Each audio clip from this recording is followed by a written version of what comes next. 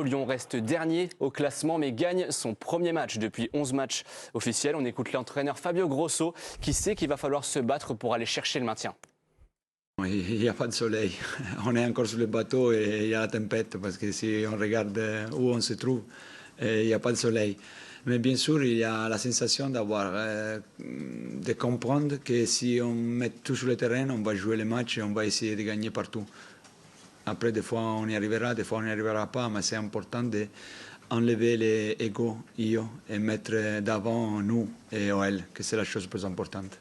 Elle vaut de l'or, celle-là, avec en plus la victoire de Clermont dans le même temps. Alors, je vous pose la question, est-ce que c'est un déclic pour les Lyonnais ou est-ce que c'est une illusion en ayant joué à 11 contre 10 et en ayant gagné difficilement? Regardons vos réponses. Alors, déclic ou illusion? Illusion pour Alicia. Déclic pour Karim Benani. Déclic pour Vicage Dorasso.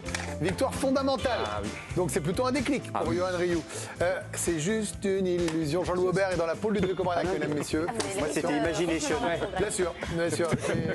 Moi, je ne fais jamais de karaoké. Déclic pour Jérémy Janagro. Qu'est-ce que vous voulez faire, Ludo, quand vous êtes seul? Vous voulez les écouter qui viennent à vous ou vous voulez leur expliquer la vie d'abord? Je serais ravi d'écouter leurs arguments pour m'en servir. Alors qui commence? Vicage Dorasso, ancien Lyonnais, par exemple. Vicage, pourquoi c'est une victoire déclic? Vous ne l'assumez pas, ce mot déclic, je le sens déjà que vous connaissez. Pas du tout, je sens la peur de ouf.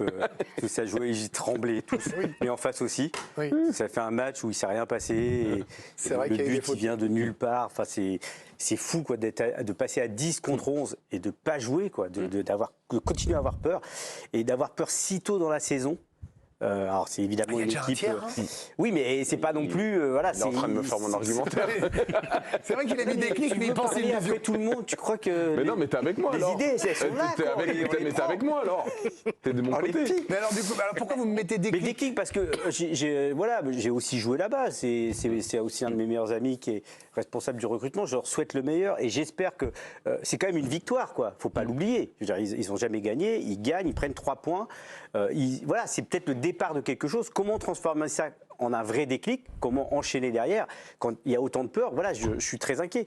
Pour eux, l'entraîneur aussi, on a vu le système de départ, les actions, enfin c'est son coaching, la compo, le système, le coaching. Voilà, il y a vraiment de l'inquiétude. Quand on décide de sortir Lacazette et de ne pas le faire jouer, il y a un truc qui dérègle dans son cerveau, l'entraîneur. La peur, on la retrouve justement par rapport au pourcentage de possibilité de maintien pour l'OL. Seulement 41% de chances de maintien avec à ce stade 7 points. Même s'ils ont une victoire, le pourcentage était encore pire avant, 41%.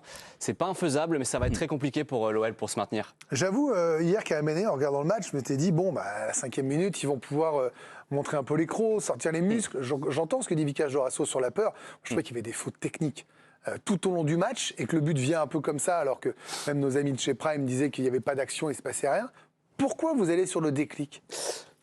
Parce que c'est un match, une victoire qu'ils attendaient depuis tellement de temps. Et je pense qu'honnêtement, si Lyon avait perdu lourdement hier à Rennes, avec le choix de Fabio Grosso de mettre Lacazette d'emblée sur le banc, ça aurait été peut-être fatal pour lui.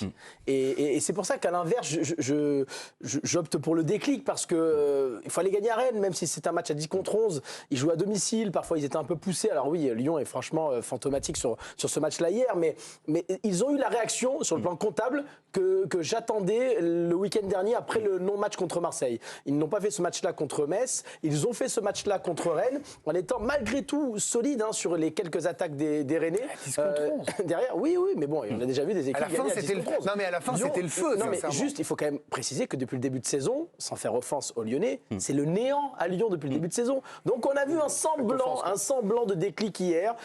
Quelques joueurs, l'accolade entre Tolisso et Grosso, elle n'est pas anodine. En début de saison, Grosso, quand il est arrivé, il a mis Tolisso sur le banc quelques fois. Il a encore fait des choix hier. Vous avez aimé la fin quand ils avaient les points serrés? Moi, ce que j'ai aimé, pourtant j'aurais pas mis Lacazette sur le banc personnellement, mais j'ai aimé qu'il ait le cran de le faire, Fabio Grosso, pour dire voilà, je suis l'entraîneur, je tente des trucs, je vais essayer des trucs, pas forcément la meilleure idée puisqu'il l'a fait entrer à la mi-temps, malgré tout il a tenté et il gagne ce match-là La trêve arrive.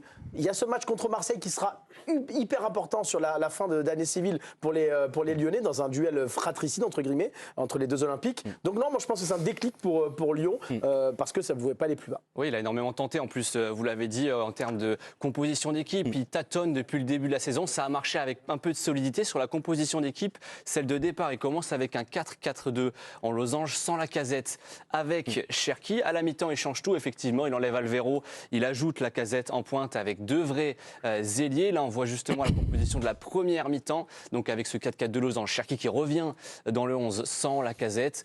En deuxième mi-temps, ça bascule avec Lacazette qui rentre en pointe avec les deux ailiers Nuama et Baldé. Et puis Lacazette donc, qui a été mis sur le banc pour la première fois de la saison. Sous Grosso, Cherki est titulaire un match sur deux en général. Et puis depuis l'arrivée de Grosso, il y a 22 joueurs qui ont été titulaires en tout, en 6 matchs en tout déjà. Mais il y a un côté, Yohan Ryu, apprenti sorcier chez Fabio Grosso. Moi, je ne vois aucune continuité semaine après semaine, comme s'il devait chercher pour espérer trouver. Est-ce que vous pensez qu'il a trouvé ? Oui, alors vraiment en plus moi je peux parler très aisément puisque ça fait des années que sur ce plateau je critique férocement Lyon et cette équipe parce que cette équipe que j'ai tant aimée quand j'étais adolescent comme tant de gens vraiment me révulsait, me mettait en colère tellement c'était du grand n'importe quoi. Et je peux vous assurer que depuis quelques semaines j'ai totalement changé d'avis et je vois des signes, je vois des choses qui se passent même déjà quand même contre Lorient, ok tu te fais rejoindre à 3-3 mais tu mets quand même 3 buts, en plus en Cherki, après l'égalisation d'Alvero contre Metz, c'est le feu et tu arrives quand même à égaliser dans les 10 dernières minutes et là moi on n'est même plus une question de foot quand tu es tellement malade à ce point là, quand tu as une institution qui est en danger, c'est aussi l'humanité d'un vestiaire. Et là, de voir à la fin du match Lopez, j'ai retrouvé sa férocité, il fait un arrêt en fin de match, tu as vu la grinta. Quand tu vois également Tolisso, qui était l'émotion de Tolisso, quand tu vois même les supporters maintenant, paradoxalement, depuis quelques journées, tu as l'impression, main dans la main, le geste important de Grosso contre Metz, qui va parler aux ultras. Ne pas oublier aussi, on sait très bien l'importance de l'humain, ce qui s'est passé à Marseille. Donc là, il y a un vestiaire qui s'est aussi réuni, tu as ton coach quand même qui a failli y passer, tu vois, donc tu as de la pétence, tu as de l'affection. Et surtout, pour moi, c'est très important parce que j'ai l'impression qu'on le prend pour un dingo parce que monsieur ose mettre Cherki sur le banc. Non, mais là, il l'a pas mis sur le banc, mais il a Lacazette sur le banc. Mais je constate que hier, il sort, alors c'est pas forcément concomitant, mais mine de rien, il y a quand même le but. Il y a eu les 3 buts et je trouve qu'il est courageux ce garçon. Parce qu'on oublie aussi que Diawara, il était remplaçant hier, mais il a mis Diawara comme un gamin, un truc. N'oublions pas qu'il a Alvero, qui est à Sochaux l'an passé et c'était pas le meilleur joueur de Sochaux. T'as O'Brien. Ça en dit long quand même sur les recrues. Oui, mais c'est Greg, c'est une équipe qui est malade, Greg. Non, mais c'est beaucoup de joueurs que le grand. Pardon, Yohan, mais là, vous citez des jeunes joueurs. À qui on souhaite la meilleure des carrières, mais on parle de l'Olympique Lyonnais, avoir des joueurs que le grand public ne connaît pas. Ouais, mais il hérite d'une situation compliquée. Il hérite de quelques années. Il ne joue pas sa crédibilité. Quel est le sens de mettre Lacazette sur le banc pour faire quoi? Pour démontrer quoi?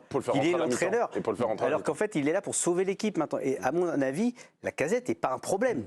Jusqu'à présent, il marque des buts, il en a marqué. Je sais pas ce qu'il essaie de prouver. Oui, mais après, regarde, Lacazette, il a été bon quand il est rentré. Je trouve aussi que peut-être on n'est pas à l'entraînement, Vikash. Mais moi, ce que moi, j'ai toujours avec Grosso. Lacazette, pourquoi? Non, mais pour moi, c'est même pas piqué, parce que n'oublions pas, on sait jamais non plus ce qui se passe à l'entraînement, et surtout c'est que là, on a pu. Et puis c'est un garçon intelligent. Pourquoi pas? Non, mais Lacazette, c'est un garçon intelligent, et ça peut aussi, parfois sur le banc, tu peux voir des choses. Et moi, la réaction de Lacazette, évidemment, joueur très intelligent, on l'a vu hier et tout, très très heureux en seconde mi-temps quand il est rentré, il a fait le job, et c'est important aussi, je trouve. Tu dis qu'il essaie, qu'il fait l'apprenti sorcier, mais t'as vu la situation dont il a hérité?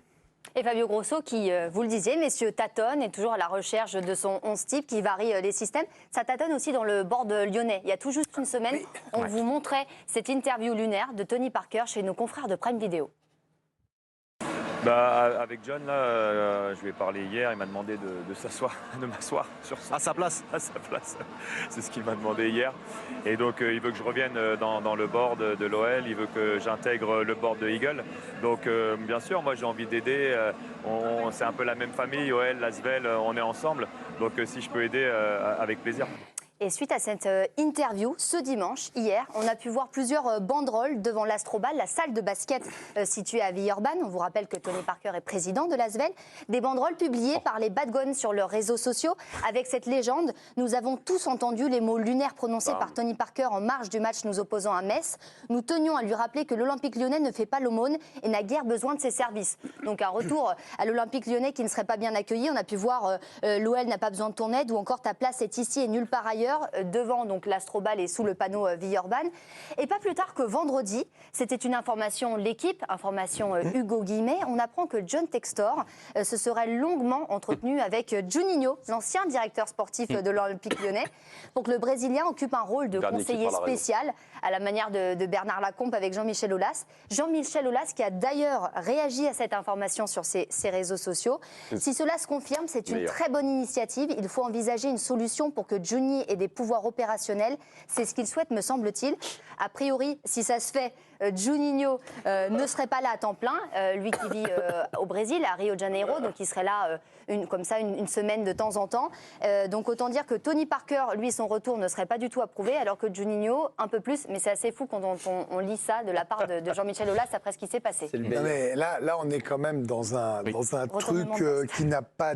Enfin, là, c'est presque un Cluedo dans pas longtemps. C'est l'ironie, vous l'avez compris quand même, j'espère. C'est l'ironie quand il dit c'est les pleins pouvoirs, il veut les pleins pouvoirs, me semble-t-il. Sauf que ça, c'est ce que dit Jean-Michel Aulas. Mais le fait que Textor envisage réellement le retour une semaine sur 4 de Juninho, bon, on a regardé l'équipe du soir vendredi, on a vu ça, on est un peu tombé des nues. On a beaucoup d'infos, quoique cette info-là apparaît l'info la plus... floue pour le moment. Non, pas floue, la plus correcte. Enfin, en tout cas, celle qui va le plus dans le sens de cohérente. Oui, parce qu'il... Non, mais alors vous me dites ça, quand je dis flou, c'est pas sur les infos données par Hugo Guillemet, hein. C'est le côté une semaine sur 4 à Lyon, ça on comprend c'est pas. le dernier qui parle. Mais vous dites le dernier qui a conseillé John Textor, il a raison, en fait. Voilà. Non, mais là c'est juste, vous vous raccrochez au fait que Juninho connaît le football, en fait.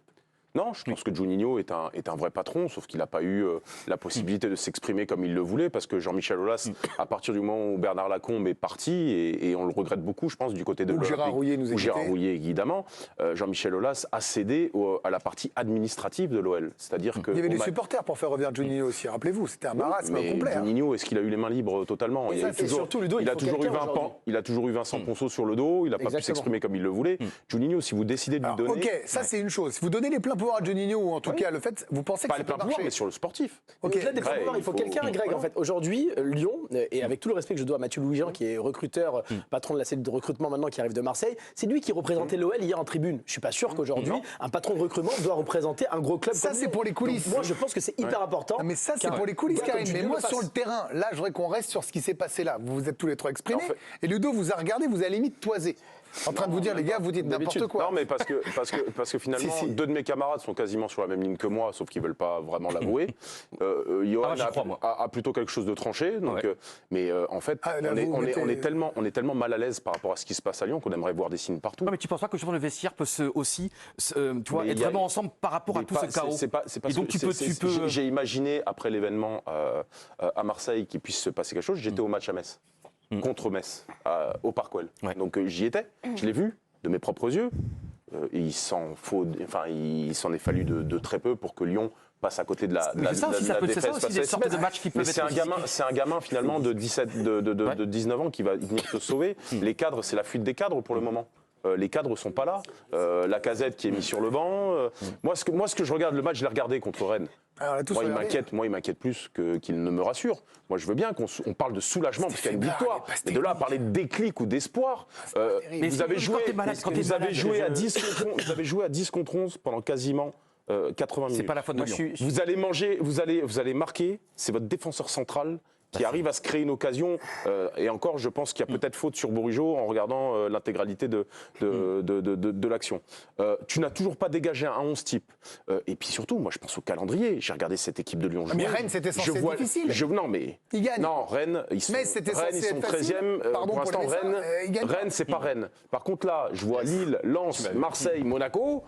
Si vous me dites que ce Lyon qu'on a vu contre Rennes, il est capable de battre ces équipes-là et que vous avez une espérance par rapport à ça, je vous dis chapeau. Ouais, mais Ludo, je vous dis chapeau. Tu as côtoyé des vestiaires pendant 20 ans, 25 ans les plus grands. C'est pour ça que je te dis que j'y crois pas. Justement, moi, si j'étais joueur quand même, tu vois bien. Tu l'as pas été. Ouais, mais tu prends les signaux, tu vois les signaux, tu vois justement que tu arrives à prendre. Moi, je vois les signaux, Johan. J'en vois un qui me met 1-9-0-0. Ça veut dire qu'il est 19h et que c'est l'heure du sondage. Fantastique. Et oui, alors votre avis, pardon.